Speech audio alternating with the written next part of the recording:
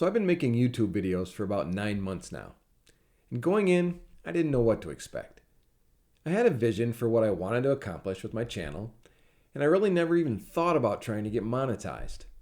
It wasn't then, and it still isn't about trying to make money. But as the growth of my channel has slowed to barely a trickle, I've become a bit disheartened with the whole thing. But I'm not a quitter, so I'm going to change tacks a bit.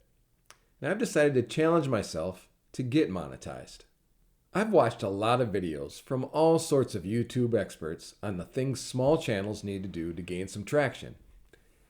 Most of those folks talk about watching your analytics to see what works and what doesn't, and obviously, do more of what works. That being said, I've decided to do a series of videos on the growth, or lack thereof, of the channel in the coming weeks as we change the way we do things here. This will be video number 1 on our path to hopeful monetization. I hope you'll come along for the ride.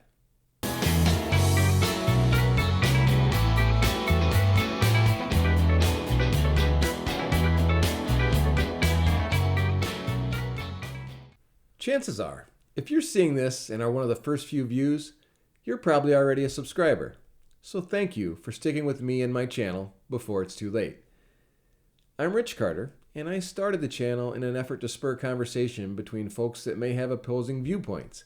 But honestly, I think people are just tired of thinking about all the division in our society today. Going forward, many of my main videos are going to feature my wife and I discussing what's happening in our world. I'll probably still put out some videos with just my thoughts, and some videos with conversations with others. But Robbie and I are going to give the whole being genuine and sharing with the world idea a shot. As we move into that, our hope is to put out at least one video a week, 15 minutes or less, and see where it goes. In parallel with that, I'm going to do some short videos in this series on the growth, I'm being hopeful there, of the channel as we focus more on our conversations than on my monologues. Everybody says your first several videos when you start a channel will suck, and mine did. I think they may have gotten better as I become more comfortable with the camera, but in the process of that, I think the draw of the idea of getting people to find common ground has waned. Around the same time this video is posted, Robbie and I will publish our first joint video. I'll then post weekly updates on the growth of the channel, sharing the analytics available to all YouTube creators. As I'm taking a good look at those analytics and sharing them, I'll also try to talk about the things I'm doing differently, the lessons I've learned already, and the ones I'm going to learn going forward about creating videos for YouTube. So here's where we are today, June 3rd, 2024. I started the channel on August 28th, 2023, and published my first video on September 6th. In about the last 9 months, my channel has had about 6,000 views and accumulated 416 hours of watch time. 158 of you have been gracious enough to subscribe to the channel so far. I've posted 41 videos so far, and just one of them accounts for 20% of all those views. Why do these stats matter? In order to join the YouTube Partner Program and have them give you a small piece of the humongous pile of money they're making, a channel must have 1,000 subscribers and have 4,000 hours of watch time in a 365-day period. So yeah, my channel has a long, long way to go. When I started, I didn't know anything about video editing or really creating YouTube content at all. And I was worried about sharing my opinions with the world. Fortunately, I have a really good friend who encouraged me to just do it, loaning me a microphone and some other equipment to get started.